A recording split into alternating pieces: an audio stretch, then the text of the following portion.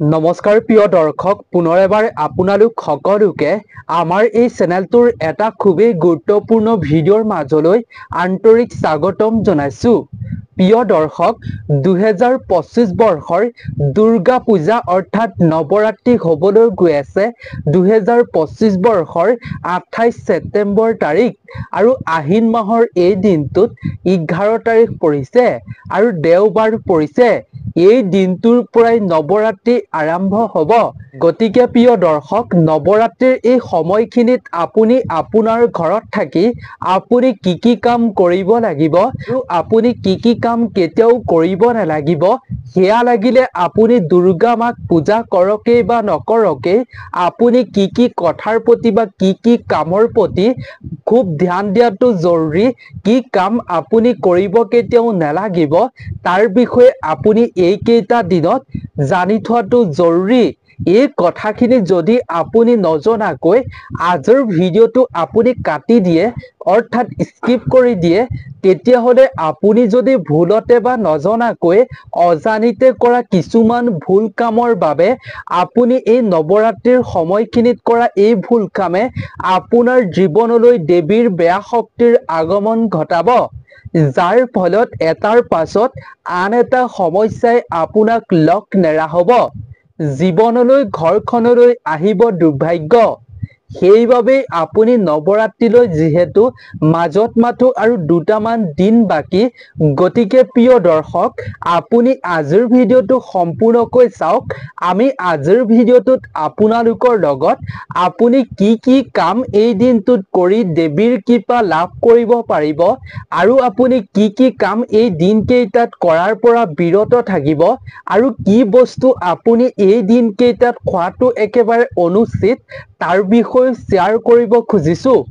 গতিকে প্ৰিয় দৰ্শক, আপুনি যদি মা দেৱী দুৰ্গাৰ কৃপা লাভ কৰিব বিচাৰে, যদি আপুনি ঘৰখনত সুখ সমৃদ্ধিৰে থকাটো বিচাৰে, পৰিয়ালৰ লগত শান্তিৰে আপুনি জীৱনটো পাৰ হোৱাটো বিচাৰিছে, কোনো ধৰণৰ ৰোগ ব্যাধিত আপুনি নভোগাটো বিচাৰিছে, দুৰ্ভাগ্য আপোনাৰ ঘৰখনলৈ নহাটো বিচাৰিছে, আপুনি যদি মহামায়া দুৰ্গা দেৱীৰ কৃপা দৃষ্টি লাভ কৰি জীৱনত উন্নতি হ'ব বিচাৰিছে, তেন্তে আপুনি আজিৰ ভিডিঅ'টোৰ কথাখিনি আধৰুৱা কৰি কেতিয়াও ভুল নকৰিব।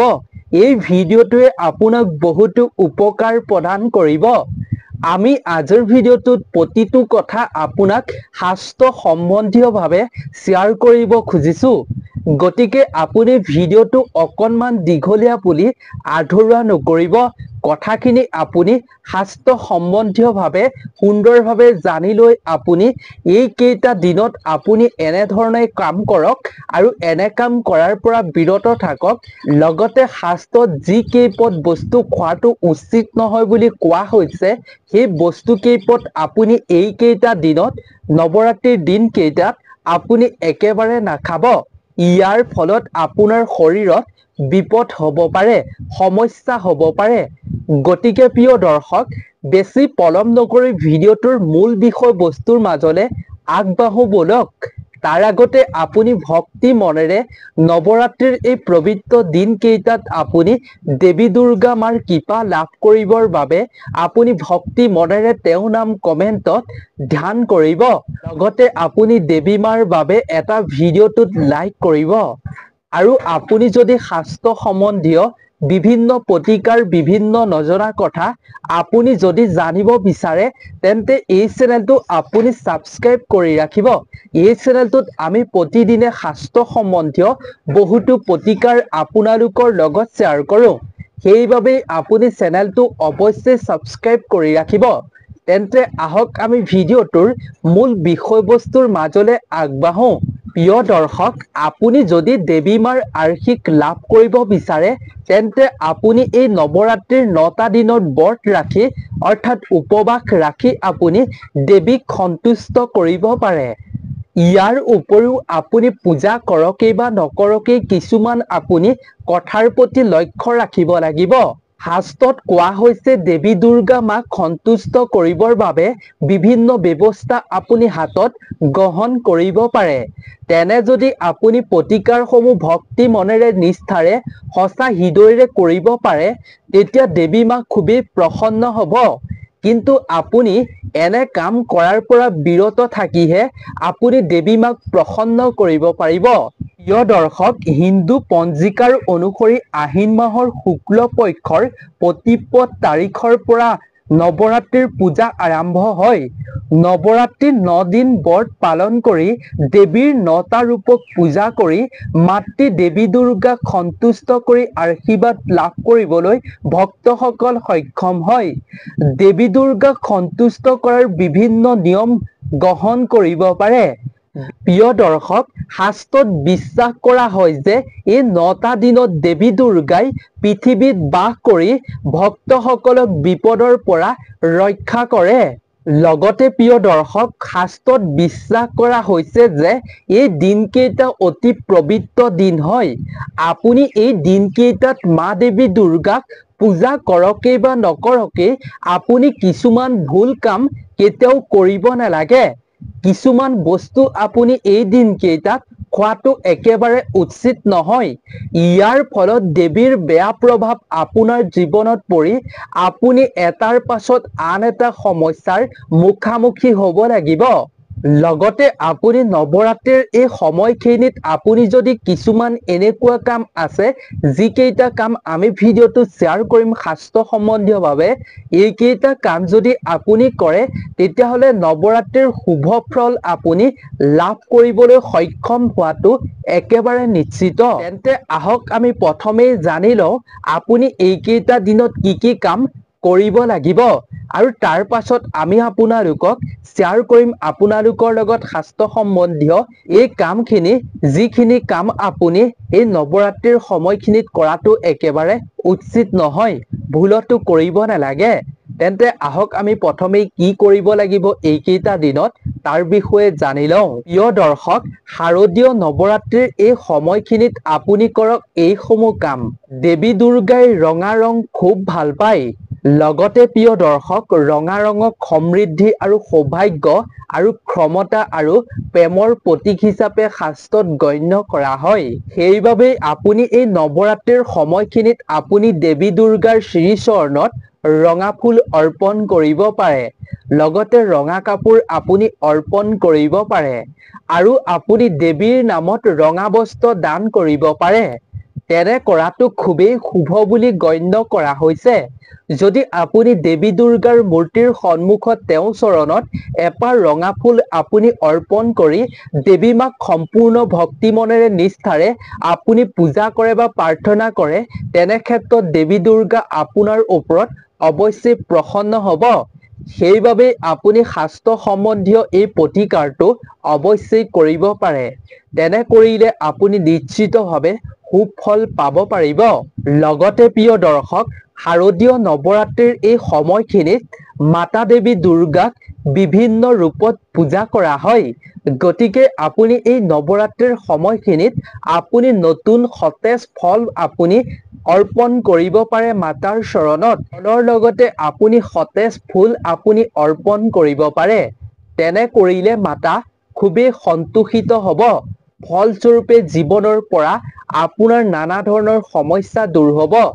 সকলো বিপদৰ পৰা আপোনাক মাতাই ৰক্ষা কৰিব। লগতে আপুনি মিঠাইও আগবঢ়াব পাৰে দেৱী দুৰ্গাৰ শ্ৰীচৰণত। লগতে আপুনি এই দিনকেইটাত অখণ্ড বন্তি জ্বলাই ৰাখিব পাৰে।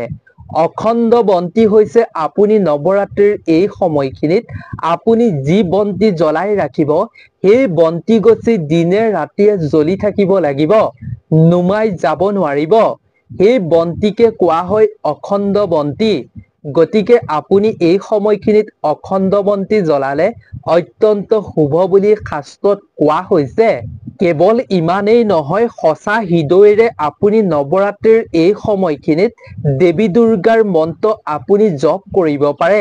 ধ্যান কৰিব পাৰে তেনে ক্ষেত্ৰত আপুনি দেৱী দুৰ্গাৰ অসীম কৃপা লাভ কৰিব পাৰিব কিন্তু আপোনাৰ মনত পবিত্ৰ ভক্তি মাতাৰ বাবে আপুনি শ্ৰদ্ধা ভক্তি সঁচা হৃদয়েৰে কৰা প্ৰাৰ্থনাহে মাতাই স্বীকাৰ কৰিব সেইবাবে আপুনি মা দেৱী দুৰ্গাক যদি পূজা অৰ্চনা কৰিব বিচাৰে প্ৰাৰ্থনা কৰিব বিচাৰে মন্ত্ৰ জপ কৰিব বিচাৰে এই সকলোখিনি আপুনি কৰিলে যিকোনো এটা কৰিলেও আপোনাৰ মনত সম্পূৰ্ণ মাতাৰ প্ৰতি ভক্তি থাকিব লাগিব কেৱল আপোনাৰ মনত মাতাৰ পূজাৰ কথাহে আপুনি চিন্তা কৰিব লাগিব অকল তেওঁৰ কথাই আপুনি ভাবিব লাগিব ধ্যান কৰিব লাগিব কোনো বেলেগ কথাৰ প্ৰতি আপুনি মনোযোগ আনিব নোৱাৰিব এনে কৰিব পাৰিলে আপুনি মাতাৰ অসীম কৃপা লাভ কৰাটো নিশ্চিত আপুনি যদি তেনেকৈ মাতাক আপুনি ধ্যান কৰিব পাৰে পূজা কৰিব পাৰে তেতিয়াহলে আপুনি মানসিক শান্তি লাভ কৰিব পাৰিব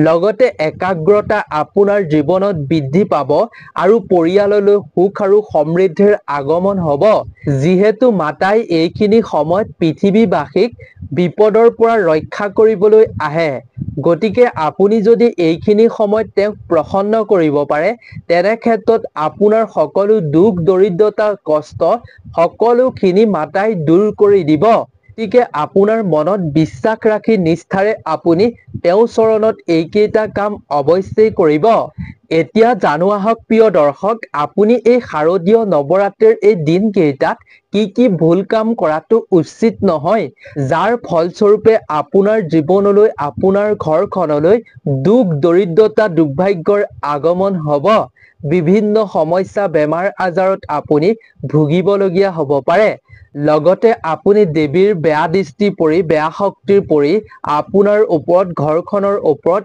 এটাৰ পাছত আন এটা সমস্যা হ'বলগীয়া হ'ব পাৰে গতিকে আপুনি এইকেইটা কাম ভুলতো কেতিয়াও এই নৱৰাত্ৰিৰ দিনকেইটাত নকৰিব প্ৰতিজন দৰ্শককে অনুৰোধ কৰিছো এইকেইটা কাম ভুলতো নকৰিব এই নৱৰাত্ৰিৰ সময়খিনিত তেন্তে আহক আমি তাৰ বিষয়ে জানি লওঁ এক নম্বৰতে হৈছে নৱৰাত্ৰিৰ এই সময়খিনিত মাতা দেৱী দুৰ্গাক সম্পূৰ্ণ ভক্তি আৰু শ্ৰদ্ধাৰে নিয়ম নীতি নিয়ম অনুসৰি বিভিন্ন ৰূপত দেৱী মাতাক পূজা আৰাধনা কৰা হয় গতিকে এই সময়খিনিত আপুনি নিজৰ বিপদ নিজে মাতি আনিবৰ বাবে আপুনি ভুলতো সুৰা সেৱন নকৰিব যদি সুৰা সেৱন কৰে দেৱী মাতাৰ শ্ৰীচৰণত আপুনি পূজা কৰিবলৈ যায় তেনে অৱস্থাতে তেতিয়াহলে আপুনি কৰা পূজা তেওঁ কেতিয়াও স্বীকাৰ নকৰিব সেইবাবে আপুনি এইকেইটা দিনত তেনে বস্তু সেৱন নকৰিব পূজা নকৰিলেও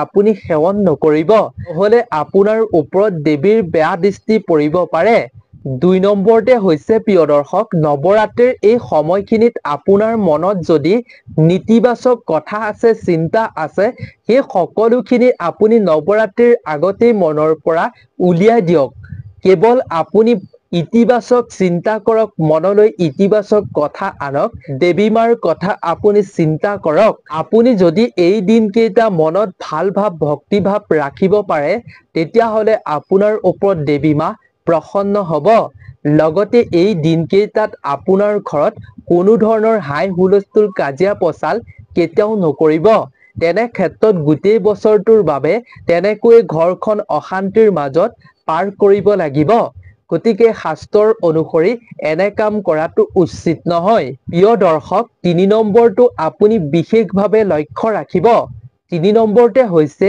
যদি আপুনি এই শাৰদীয় নৱৰাত্ৰিৰ দিনকেইটাত আপোনাৰ ঘৰত যদি অখণ্ড বন্তি জ্বলাই আমি ভিডিঅ'টোৰ পূৰ্বেই কৈছো অখণ্ড বন্তি মানে কি হয় গতিকে যদি আপুনি অখণ্ড বন্তি জ্বলাই তেনে ক্ষেত্ৰত আপুনি ঘৰখন কেতিয়াও অকলশৰে এৰি থৈ আপুনি বাহিৰলৈ ওলাই নাযাব ঘৰৰ যিকোনো এজন সদস্য হলেও ঘৰৰ ভিতৰত থকাটো জৰুৰী লগতে আপোনাক ভিডিঅ'টোৰ পূৰ্বেই কৈছো অখণ্ড বন্তি আপুনি জ্বলালে এই বন্তি গছি আপুনি ভুলতো কেতিয়াও নুমাই যাবলৈ নিদিব অখণ্ড বন্তি আপুনি দিনে ৰাতিয়ে জ্বলি থাকিবলৈ দিব লাগিব এনেকৈ যদি আপুনি অখণ্ড বন্তি জ্বলাই তেতিয়াহলে অসীম কৃপা আপুনি মাতাৰ লাভ কৰিব পাৰিব অতি শুভ বুলি কোৱা হৈছে শাস্ত্ৰত।